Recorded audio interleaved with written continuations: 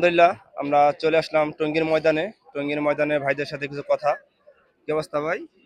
আলহামদুলিল্লাহ ভাই, আমরা ইজতেমার মাঝে আইসা আমরা জীবনের শ্রেষ্ঠ অনুভূতি অনুভব করলাম। এত লোক হইছে আলহামদুলিল্লাহ, আর এত সুন্দরভাবে বয়ান করলো মুরব্বীরা, আমরা সবাই খুশি এবং আল্লাহ রাস্তায় যাওয়ার জন্য সবাই নিয়ত করছি ইনশাআল্লাহ। তাহলে আপনি কিছু বলেন। বিসমিল্লাহির রহমানির রহিম। আমরা ইজতেমা ময়দানে আইসা যে ধরনের কথাবার্তা শুনলাম, যে ধরনের আচরণ পাইলাম, আমরা অনেক খুশি, অনেক ভালো।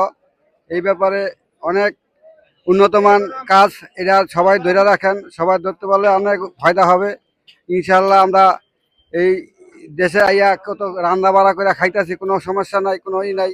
আল্লাহ রহমতে সবার দিকে আল্লাহ রহমত করবো, আল্লাহ রহমত কাজ নাজিল করুক। ইয়া আল্লাহ, তুমি ইজতেমাকে কবুল ওই করো। ইস্তেমাকে কবুল করো, ইস্তেমাকে তুমি সবল করে উঠাও, আল্লাহ তুমি রহমত করে দাও। আলহামদুলিল্লাহ, প্রচুর মানুষের সাথে পারলে দেখতেই পারবেন আপনারা, প্রচুর মানুষের।